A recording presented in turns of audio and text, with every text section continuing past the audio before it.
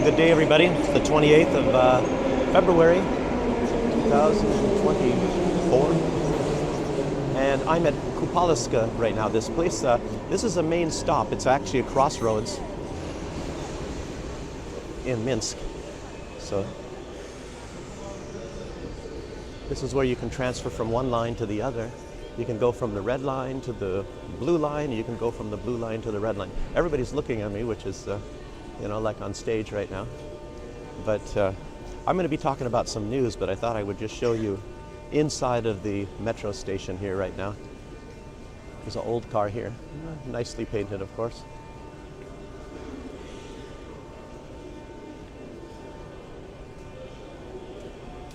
This is going to the blue line. Let's see. I'll tell you what. Let me go check something out here. Because there used to be various names for this metro stop. It was called Kupaliska, and then it was Kastrychnitska. So look at this right here, Kastrychnitska and Oktyabrskaya. So when you switch, I guess, from the red line to go to the blue line, it has a different name. So it's not like getting directions is going to be that easy. When you tell somebody get off at Kupaliskaya or whatever, it makes you wonder if they're meaning Kastrychnitska or Oktyabrskaya. And I guess one of them is a Belarusian name, there's a Russian name, and I don't even know why they gave various names. So this is the way to get to the other metro. So let's just walk over and show you all what it's like there.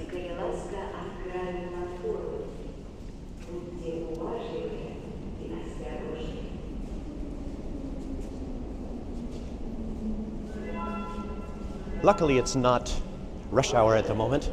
There's still quite a few people around, but this is probably just about an average.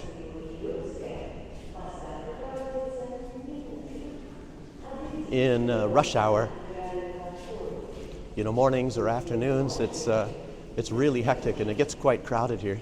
And sometimes you're stuck behind somebody going really slow when you're maybe in a hurry to make a connection. It's going to be kind of a weird video. I'm going to make a news video, but I thought I would show you the metro, at least in one stop here. Like I said, this is the main crossing metro station. So, let's see if I can get ahead here.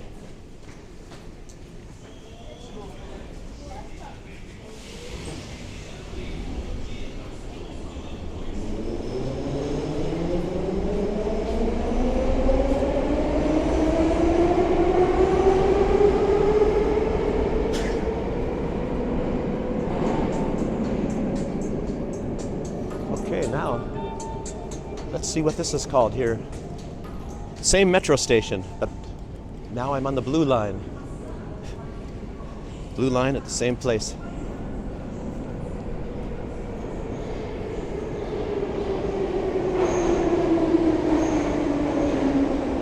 Kastrychnitska.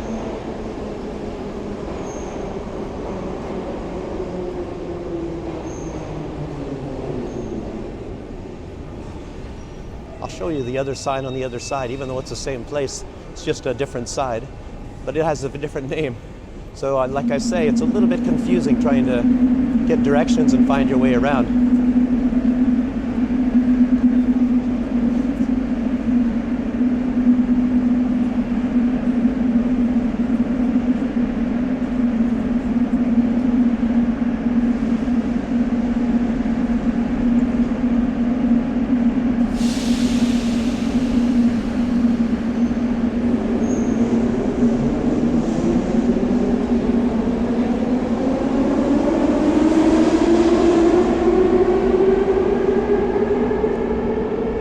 Oktyabrskaya. So there you saw it, people. There you saw it. Okay. So I'll shut this off right now, and I'm going to get outside, and then I'll talk about some news. Okay, now I'm outside of the metro area. Of course, there are various exits and entrances.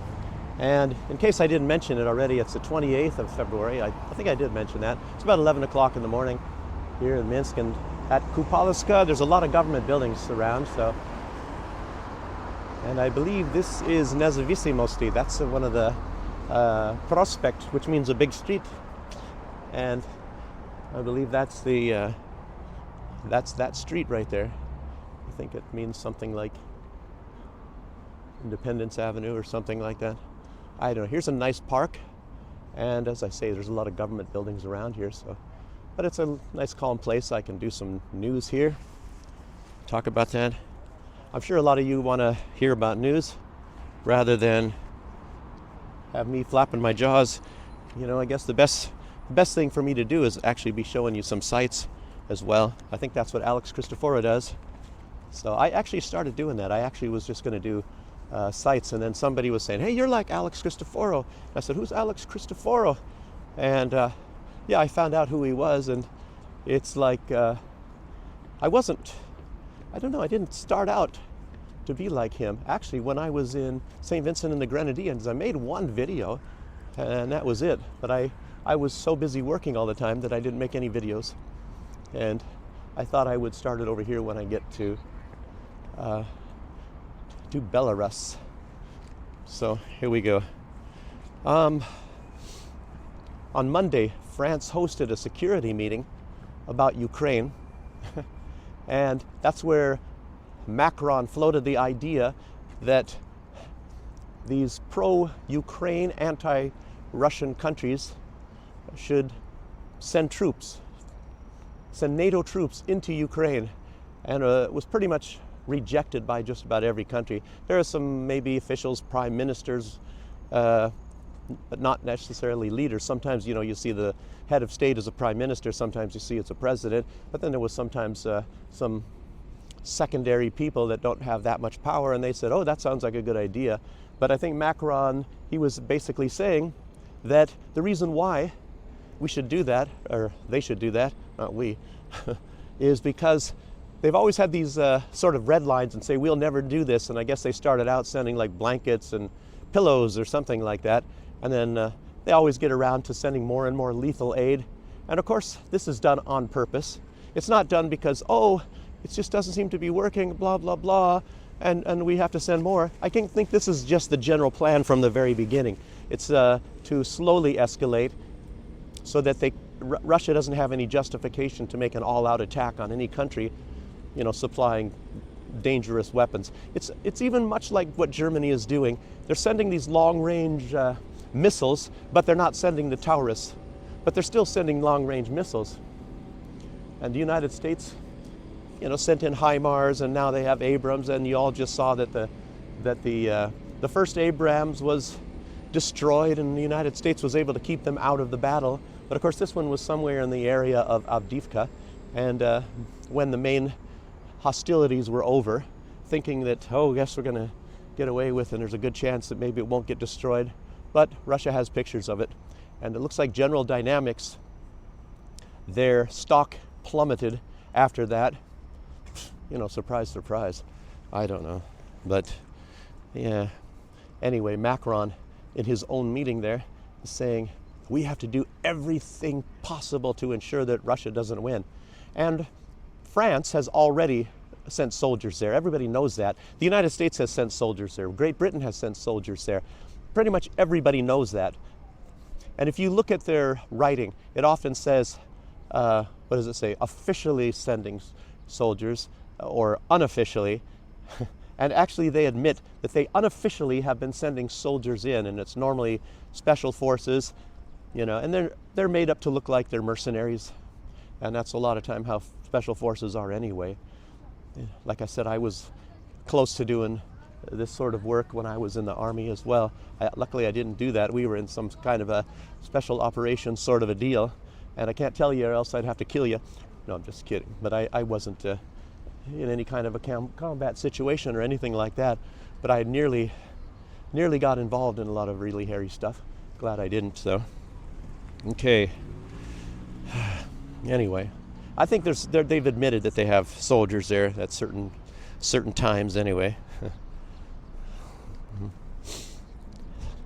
And you've all heard that Zelensky has said that Ukraine has only lost 31,000 soldiers. And what was that number that they said Russia's lost? Some really high number, which is not even not even 1/3 of what Ukraine has actually lost. And how many Russia has lost, I don't know. I think Russia, it's not like they lie necessarily, but they omit very much. So I don't know if their numbers are accurate either. But Shoigu is saying that Ukraine has lost no less than 440,000 soldiers. So, and you have the leader of Slovakia coming out. Man, I really have a lot of respect for. Tells a lot of truth. Well, first I should show you this. The tank here and some kids. I think that must be a T-34. I'm not much into my battlements. Maybe it says it on there, what it is. I can go up there a little bit later.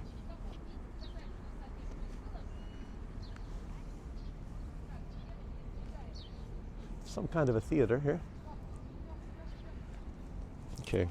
Anyway, the Prime Minister, who is actually the head of state of Slovakia, he said, the West cannot admit that the strategy of the conflict in Ukraine to destroy the Russian Federation is not working.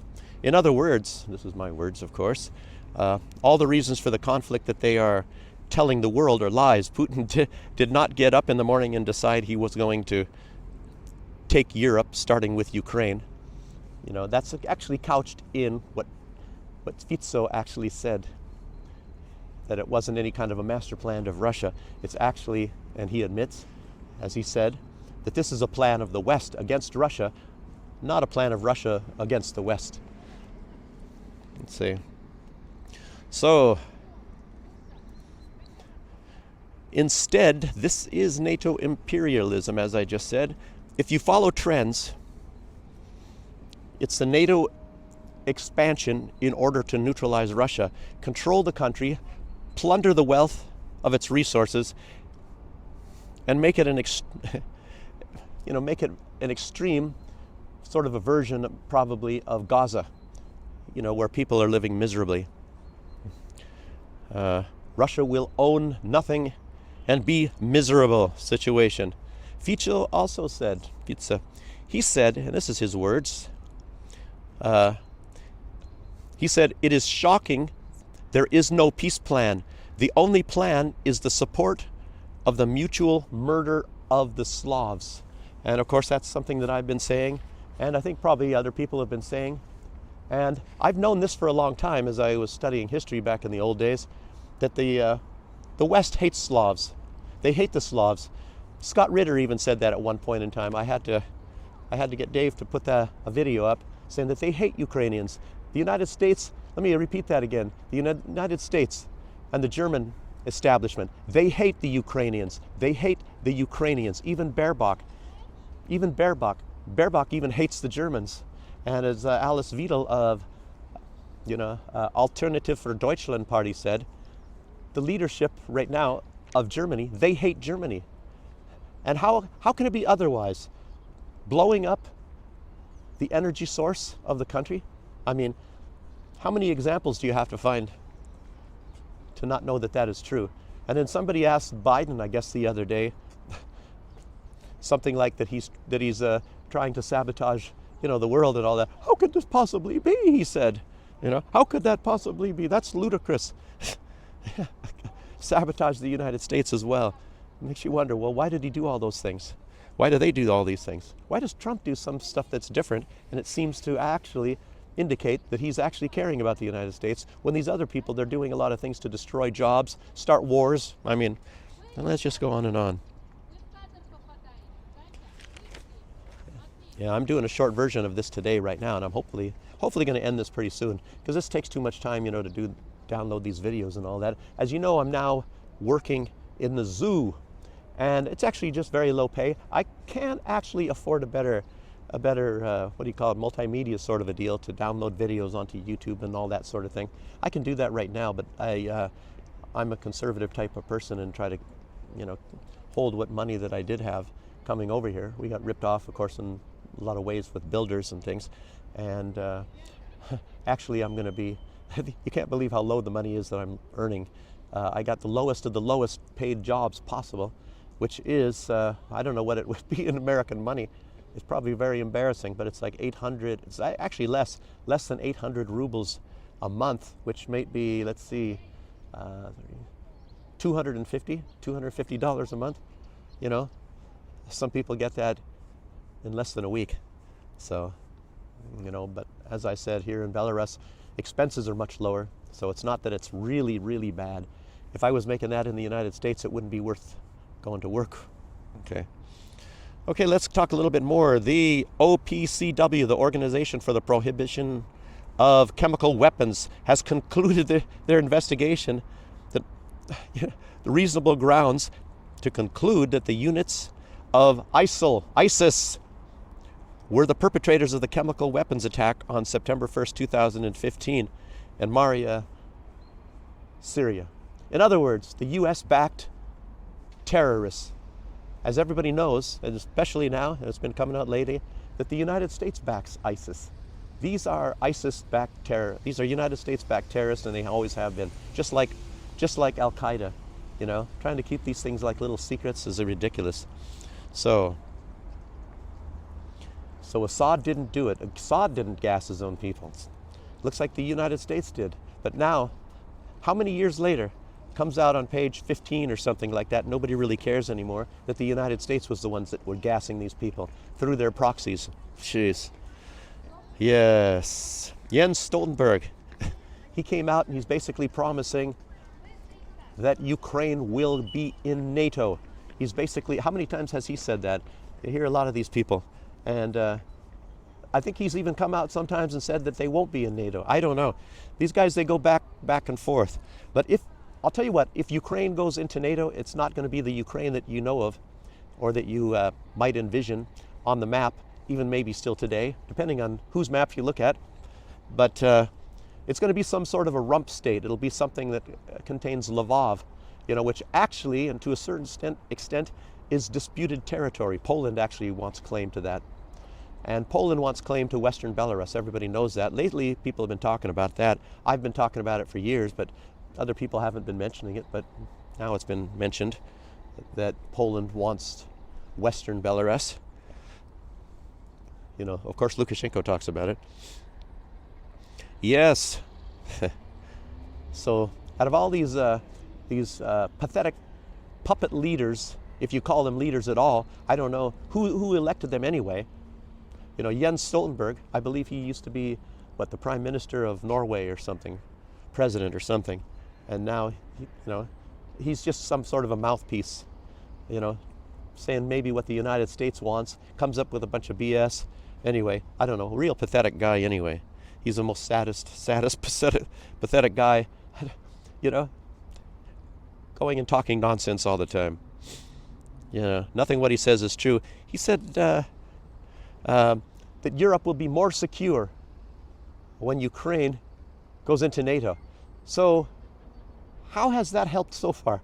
How has that made Europe secure right now? All these leaders, they're pissing their pants thinking Russia's going to attack them, but actually, you know, they're not. They know fully well Russia is not going to attack. This is just being done for public consumption, to scare everybody, to be paying a lot more taxes, to be buying a lot more weapons, so all their buddies that pay for their campaign contributions will continue to send them a lot of money for running for these elections. So what a flaw is democracy.